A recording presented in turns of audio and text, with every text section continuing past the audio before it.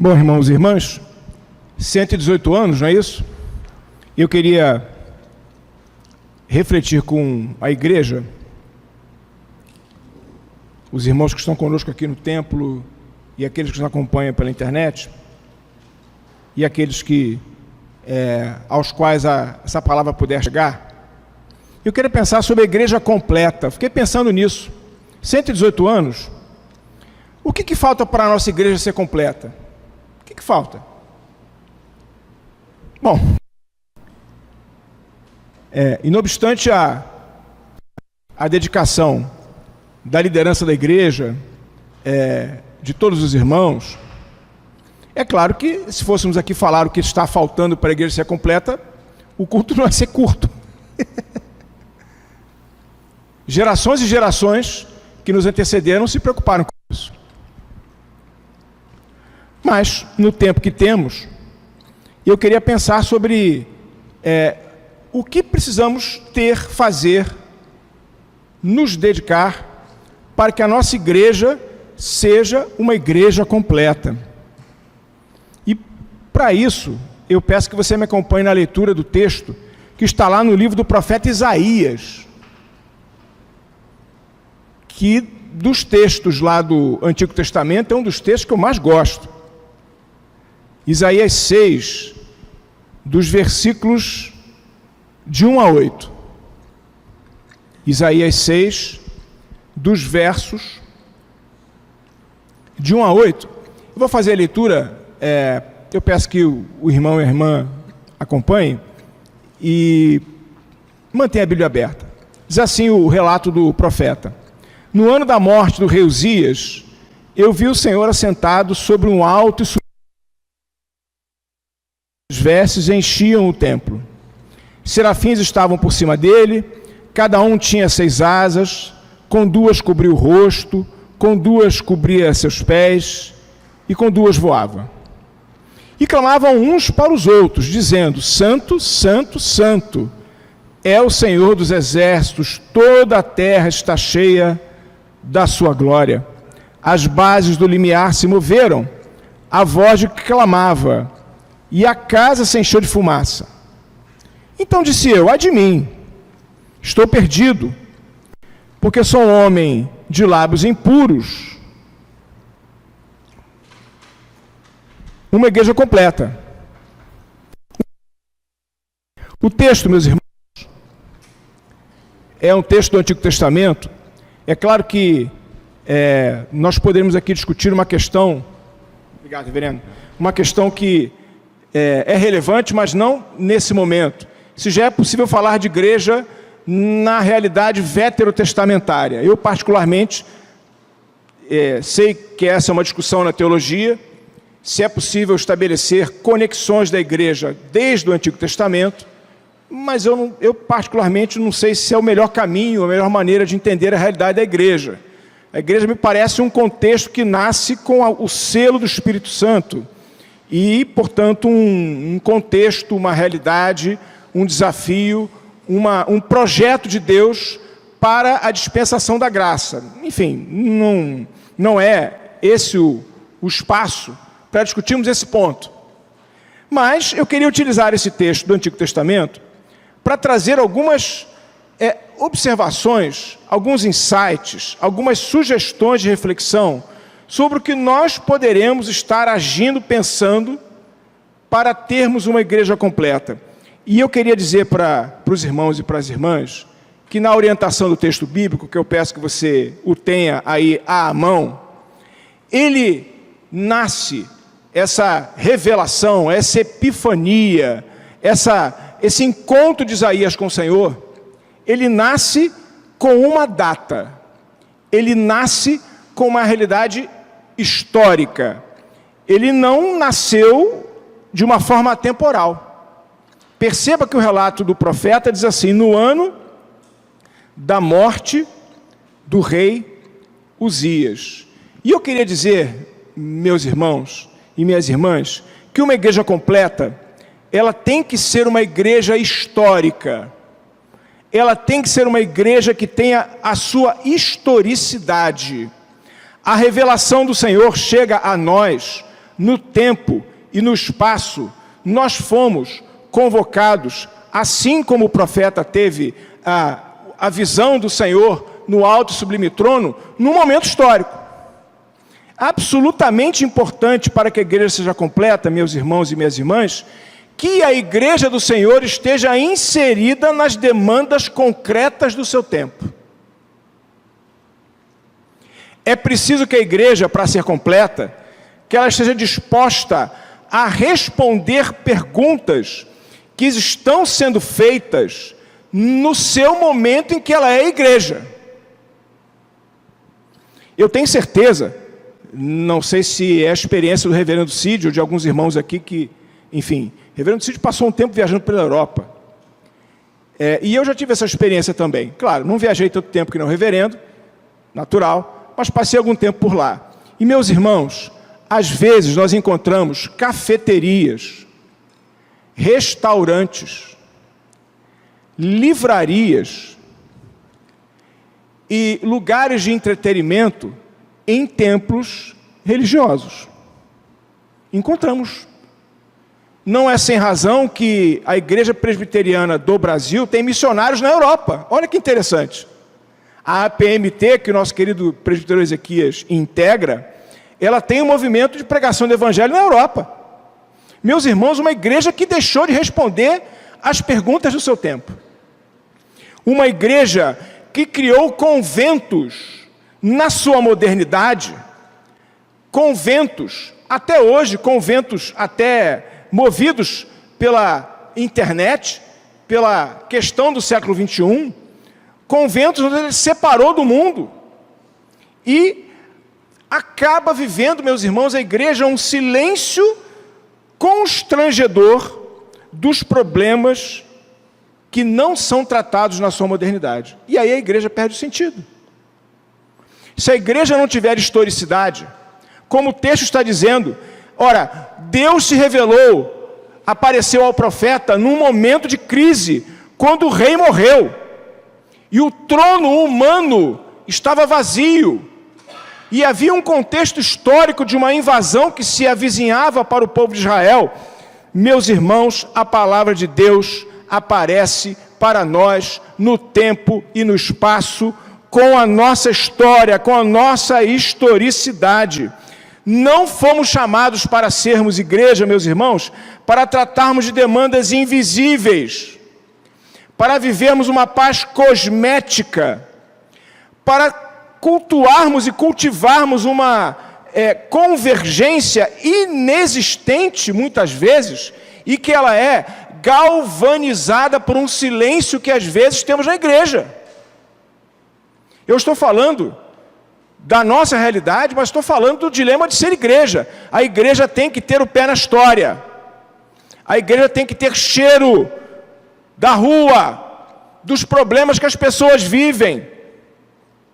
A igreja tem que estar respondendo às demandas do homem do século XXI, da mulher do século XXI. Para que a igreja seja completa, minha querida igreja presbiteriana de Botafogo, ela não pode flutuar no etéreo. Ela tem que viver o seu momento histórico. Eu poderia falar muito sobre isso, mas para livre de todos não vou fazer. Mas eu quero dar um exemplo que foi de Jesus. Jesus, e talvez você resgate isso, ele, conforme diz lá Lucas 4:18, não precisa abrir, se você quiser, não precisa. Jesus, ele chega na sinagoga, lembram disso? Ele entrou na sinagoga. Aí ele pegou o livro do profeta Isaías. Olha que interessante. E aí Jesus começou a abrir o rolo e começou a ler o texto. O Espírito do Senhor está sobre mim, pelo que me ungiu para evangelizar aos pobres, enviou-me para proclamar libertação aos cativos, restauração da vista aos cegos, para pôr em liberdade os oprimidos e apregoar o ano aceitável do Senhor. Quando Jesus leu o texto, ficou todo mundo olhando para ele. E Jesus falou o seguinte: olha, eu queria dizer uma coisa para vocês. Agora, hoje, nesse momento, se cumpriu essa profecia. Ah, meus irmãos, como assim? Se cumpriu a profecia. quem esse filho do carpinteiro se acha que é? Ele estava dizendo, eu sou o Messias que você está esperando. E eu vim aqui para proclamar o ano aceitável do Senhor. Eu não vim aqui para ser um braço de um exército que vai se reunir para libertar politicamente Roma. Não é a minha intenção. A minha proposta histórica é trazer perdão, libertação. E às vezes, meus irmãos, a igreja se perde discutindo coisas que não interessam.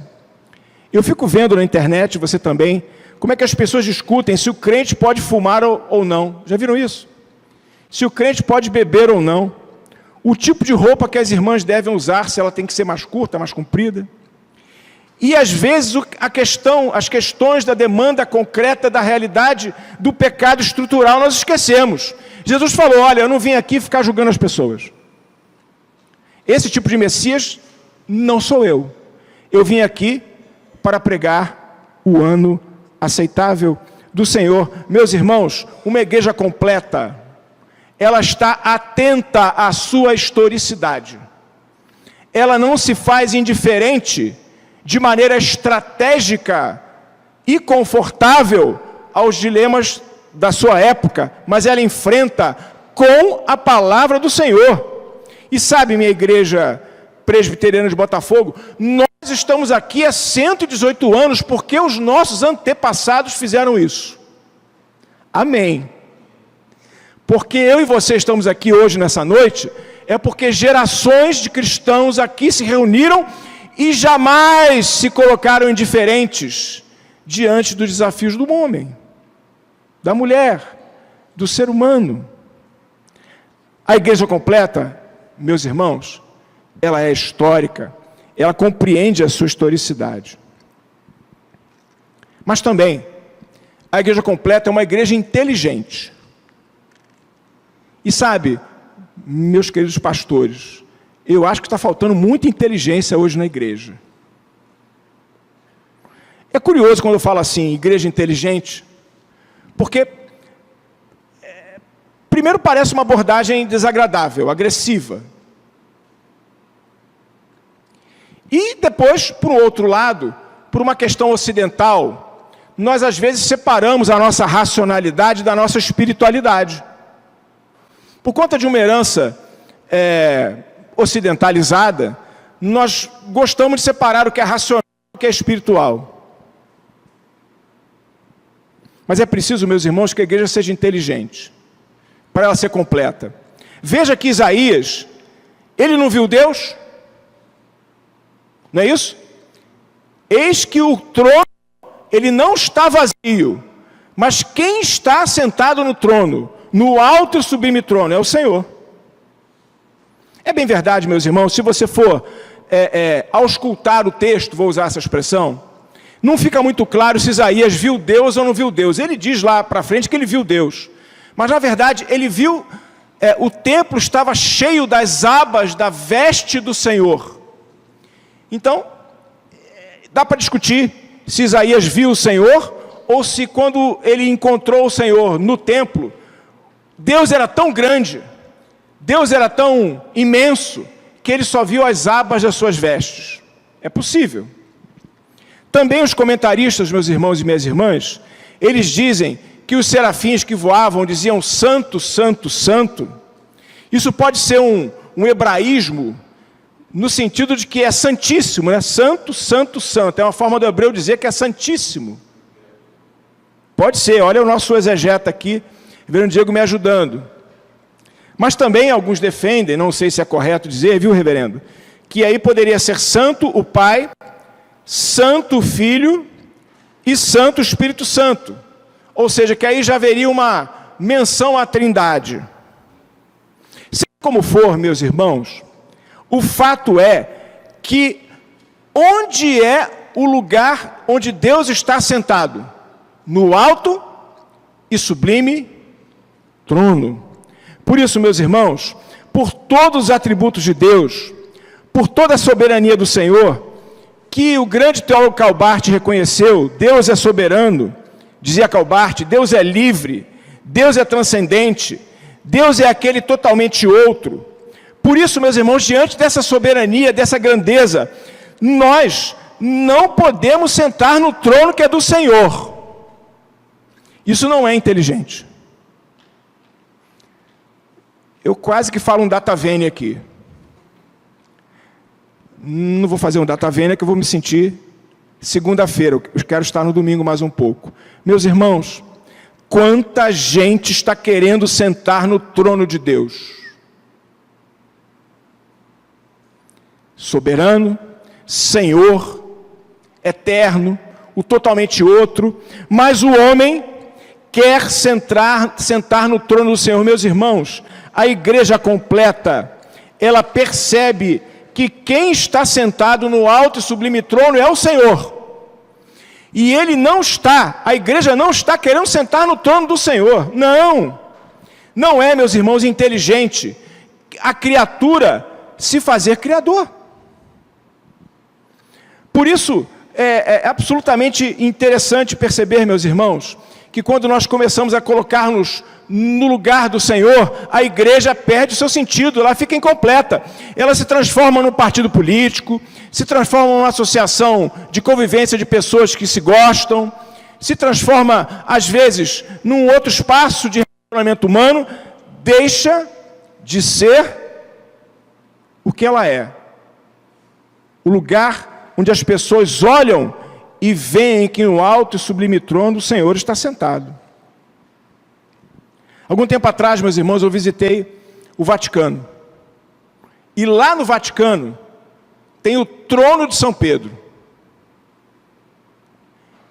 Ali, numa estrutura muito bonita do ponto de vista estético, está o trono de São Pedro. Ali o Papa, quando senta, e quando ele fala das questões da fé, ele é infalível. Meus irmãos, no século XXI é assim.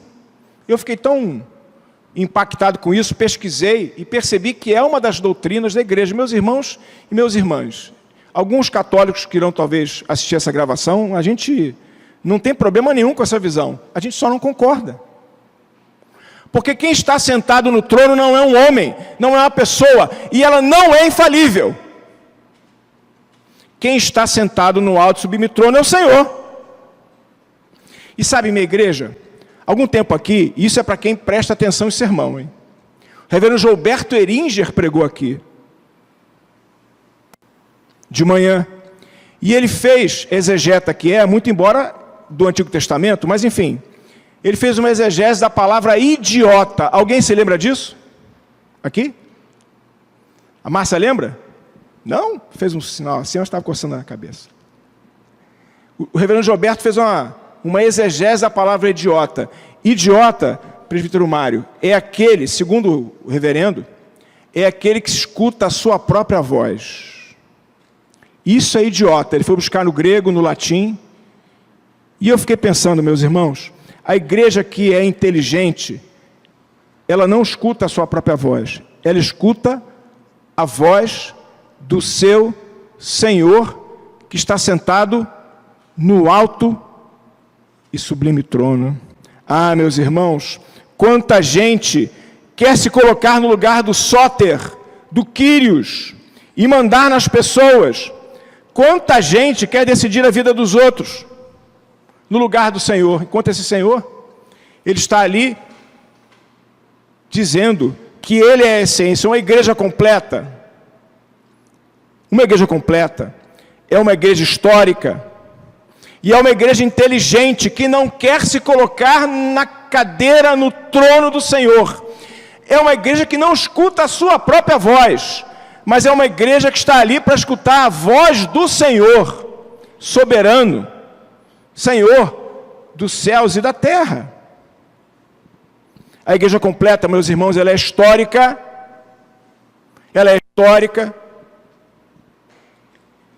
e é uma igreja inteligente. Mas a igreja, para ser completa, precisa ser mundana. Precisa. É um tema e uma expressão que, certamente, quando eu falei, cria uma certa reação em você. Porque a igreja tem que estar no mundo. E veja, o profeta, ele diz assim: eis que sou um homem de lábios impuros e habito no meio de um povo de impuros lábios. Meus irmãos, é muito interessante que o profeta está dizendo é que a igreja ela está inserida no mundo com o seu pecado. E ela está inserida com o seu pecado no mundo que é pecador. Porque, minha querida igreja, o que nós somos? Pecadores. Inseridos num mundo de pecado. A igreja tem que ser uma igreja mundana, porque está no mundo com o seu pecado e vivendo dentro de um mundo que cultua o pecado. Sabe, meus irmãos, o pecado, na verdade, esse é um ponto que o texto nos desafia. Ele está dentro da igreja e fora dela também. É interessante que ele diz assim, e eu habito num povo de impuros lábios. O nosso locus, o nosso espaço existencial da igreja é no lugar do pecado, meus irmãos. É habitar em relações numa sociedade corrupta. Nós, sendo pecadores, vivendo numa sociedade onde se cultua o pecado. A igreja não pode abdicar de ser uma igreja mundana. E veja, eu queria que você pensasse sobre isso. O profeta não estabeleceu uma medição. Eu sou menos pecador do que o povo. Ele falou isso aqui no texto? Não disse isso não. Eu pequei, mas o meu pecado é um pecado shopping center. Outro dia eu criei essa expressão, não sei nem se ela tem algum... não sei se é inédito. Sabe o que é um pecado shopping center? É aquele pecado da classe média. Não quero ser desagradável. Você matou alguém essa semana? Esse é o pecado shopping center. Você odiou alguém no seu coração? Você matou alguém? Eu matei alguém? Nós somos assassinos, estamos sentados aqui. Esse é um pecado que nós toleramos. Esse é um pecado que nós convivemos bem. Aquelas pessoas que roubam, aquelas pessoas que furtam, aquelas pessoas que adulteram, aquelas pessoas que matam. E quando eu falo aquelas pessoas, estou falando de mim, ok, meus irmãos? Mas eu estou aqui pregando a palavra de Deus, é um pecado shopping center, porque todo mundo olha para mim assim, olha que legal o presbítero pregando, como ele fala bonitinho. Esse é um pecado, meus irmãos, que nós toleramos. Mas quando alguém aperta o gatilho e mata alguém, esse está fora da igreja. Quando alguém comete adultério, esse não pode participar nem da ceia. Excluído da comunhão. Quando alguém rouba ou furta, não, esse cara não. Meus irmãos, não tem pecado shopping center aqui. Ele é pecador e habita no meio de um povo de impuros lábios. E outro dia, meus irmãos, acho que na última vez que eu preguei aqui, eu falei com os irmãos, comentei com a igreja. Onde é que tem pecado, meus irmãos? Pecado não flutua. Desculpe eu insistir. Se você assistiu a gravação ou esteve presente, você me ouviu falar isso. Meus irmãos, pecado não flutua. Pecado existe dentro de gente. Pecado é encarnado. Pecado está no meu coração, está no seu coração. Não tem pecado flutuante. O pecado ele é concreto, ele é carnal. Sou eu e sou você que pecamos. E sabe, minha querida igreja, como é que se combate o pecado? Sabe como é que se faz isso? Amando o pecador. Porque onde está o pecado? É dentro das pessoas. Dentro do meu coração. Dentro do seu coração. Como é que a gente faz para combater o pecado?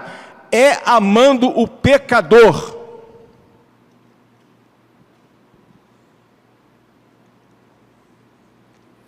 E eu lembrei de Dostoiévski, lembrei de novo. Dostoiévski falou que amor é Deus nos olhar, é nós nos olharmos, da mesma maneira como Deus nos olha. Amar é olhar as pessoas da mesma maneira como Deus me olha e Deus olha você. Meus irmãos, a igreja tem que ser uma igreja do mundo. Por isso ela tem que ser uma igreja mundana, com os seus pecados, com os seus equívocos, com os seus erros, claudicante, aquela que tem ânimo dobre, mais está na mão do Deus que está assentado no alto e sublime trono, e recebe dele, meus irmãos, a tenaz do altar que perdoa o pecado. É preciso, meus irmãos, que nós saibamos viver essa dinâmica, essa bênção, essa compreensão de uma igreja que não abdica de estar no mundo. A igreja tem que ser histórica, a igreja tem que ser inteligente para ser completa, e ela tem que ser mundana para enfrentar a dinâmica do pecado com amor, com perdão, com carinho e com a mão estendida do Senhor. E hoje ainda tem um quarto ponto, viu? Eu estou acabando para concluir, terminando para concluir. A igreja histórica, inteligente, deve ser mundana por estar no mundo, mas sabe, minhas irmãs e meus irmãos, a igreja tem que ser voluntária. Eu queria terminar falando isso para você, e compartilhando a bênção que esse texto causou na minha vida. Meus irmãos, perceberam como é que termina o texto? O que o profeta fala? O que o profeta fala no final, lá no versículo 8? Eis-me aqui. Sabe, meus irmãos, não tem igreja sem eis-me aqui. E eu queria perguntar, quantas vezes esse ano você disse aqui, eis-me aqui, Senhor? Você que está sentado, e você que está nos acompanhando pela internet, e você que vai receber essa mensagem gravada, quantas vezes você falou assim, opa, reverendo, eis-me aqui. Opa, conselho da igreja, eis-me aqui. Nossas irmãs da SAF, olha, eis-me aqui. Meus irmãos, não tem igreja. Isso aqui que nós estamos vivendo, essa comunidade absolutamente estranha e esquisita, que prega o perdão, num lugar onde só se fala de desesperança, num lugar onde só se fala de morte, nós pregamos a vida. Essa gente estranha, esquisita, estamos aqui hoje, porque há 118 anos pessoas levantam a mão e dizem assim, Senhor, Senhor, eis-me aqui, estou aqui, Senhor, estou aqui. Quando Deus fala assim, a quem enviarei? Quem há de ir por nós? Essa igreja, meus irmãos, ela venceu as suas dificuldades, ela venceu tempos de bonança e tempos de desafio, porque alguém antes de nós levantou a mão que nem o profeta e voluntariamente se dispôs ao trabalho.